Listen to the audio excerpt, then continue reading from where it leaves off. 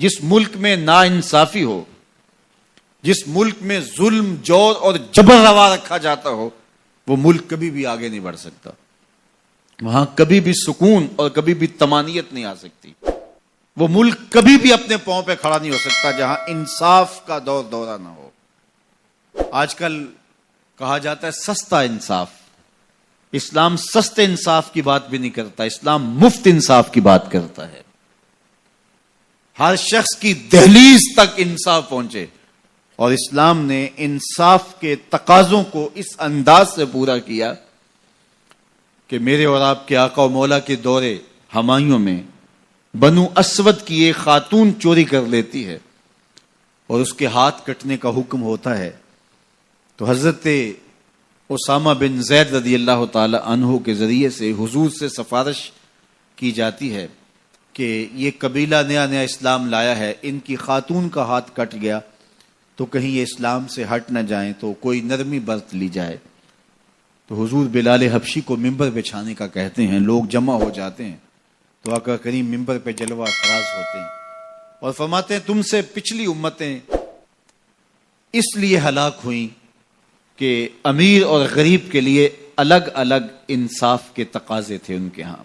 فرمایا میری شریعت میں ایسا نہیں ہوگا.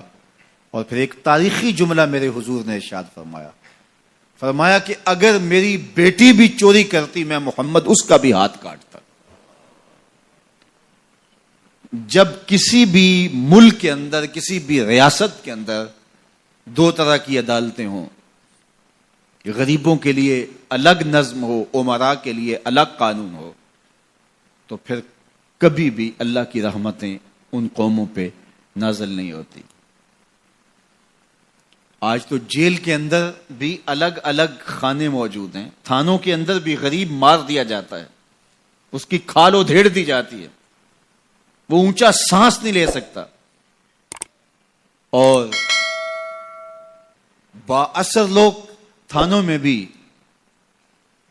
دامادوں کی طرح رہتے ہیں، اور وہاں بھی انہیں مہمانوں کی طرح رکھا جاتا ہے.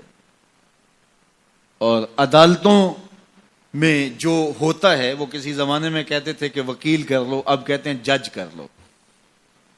انصاف کا جس طرح دن دہاڑے خون ہوتا ہے، اور عدالتوں اور کچہریوں کے اندر جو عدل و انصاف کا قتل عام ہوتا ہے وہ کس سے مخفی ہے؟ اپنی آنکھوں پہ پٹی باندھ کر کے اور خاموشی اختیار کرنے سے کوئی فرق نہیں پڑتا. آج ہمارا عدالتی نظم انصاف نہیں دے رہا. اگر ہم چاہتے ہیں کہ یہ ملک آگے بڑھے اور مستحکم ہو تو نظام عدل کو درست کرنا پڑے گا. عدالت کے اندر خلیفہ وقت بھی کھڑا ہوتا تھا اور ایک ذمی بھی کھڑا ہوتا تھا، اور اس ذمی کو پتا ہوتا تھا کہ میرے ساتھ ناانصافی نہیں ہوگی، تو معاشرہ پرسکون ہوتا تھا.